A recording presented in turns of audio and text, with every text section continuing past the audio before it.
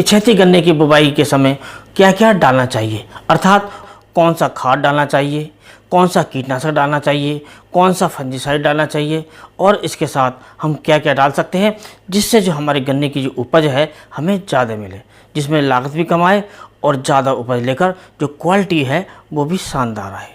तो दोस्तों इसी के बारे में जानेंगे। तो दोस्तों जब हम पिछैती गन्ने की बुवाई करते हैं और ख़ासकर ये बुवाई जो होती है वो होती है गेहूं की कटाई के बाद।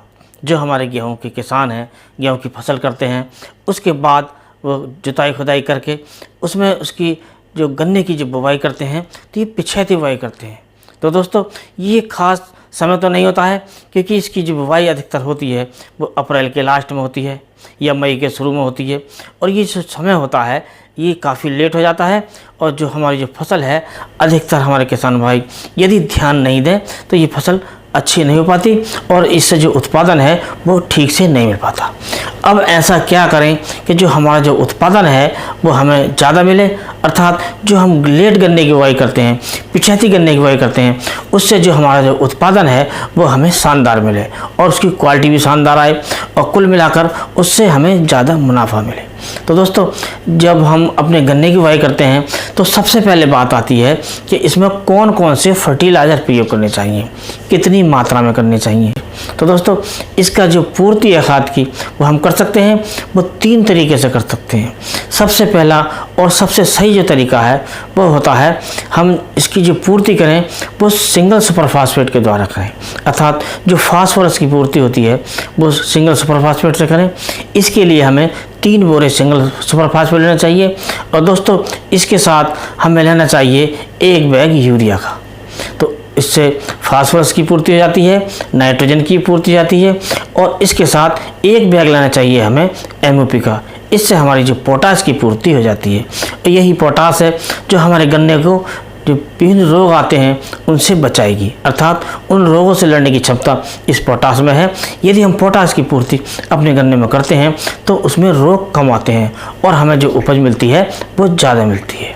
अब दोस्तों बात आती है कि दूसरा तरीका क्या है, तो हमारे कुछ किसान भाई DAP का प्रयोग करते हैं।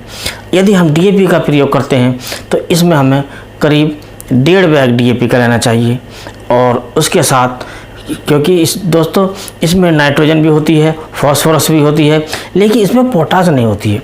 तो बुवाई के समय 1 बैग हमें पोटास का अर्थात MOP का भी लेना चाहिए बुवाई के समय। और दोस्तों अब बात आती है तीसरे तरीके की। और कुछ किसान भाई, अधिकतर किसान भाई जो प्रयोग करते हैं वो करते हैं NPK 12-32-16 का प्रयोग। तो दोस्तों इसमें जो तीनों तत्व होते हैं, नाइट्रोजन भी होती है, फास्फोरस भी होती है और इसमें पोटास भी होती है, लेकिन जो पोटास की जो मात्रा होती है इसमें थोड़ी कम होती है।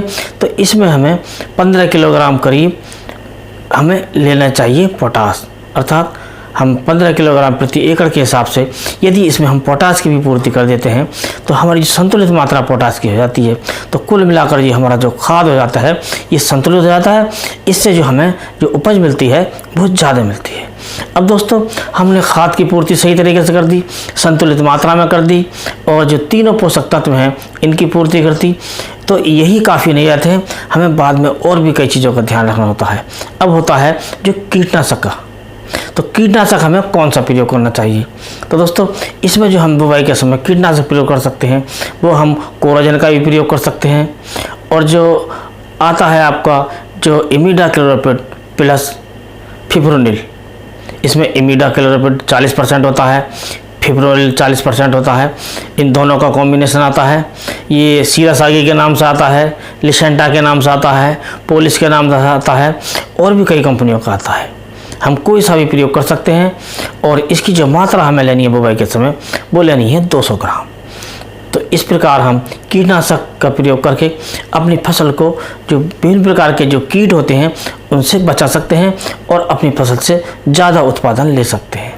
इनका जो प्रयोग करके हम अपने गन्ने की जो पैदावार है वो ज़्यादा ले सकते हैं, क्योंकि इनका प्रयोग करने से जो हमारे जो गन्ने का जमाव है वो भी ज़्यादा होगा, गन्ने का जो फुटाव है, गन्ने के जो कल्ले हैं, गन्ने का जो कलर है वो भी अच्छा रहेगा और विभिन्न प्रकार के रोगों से भी हमारा गन्ना बचा रहेगा।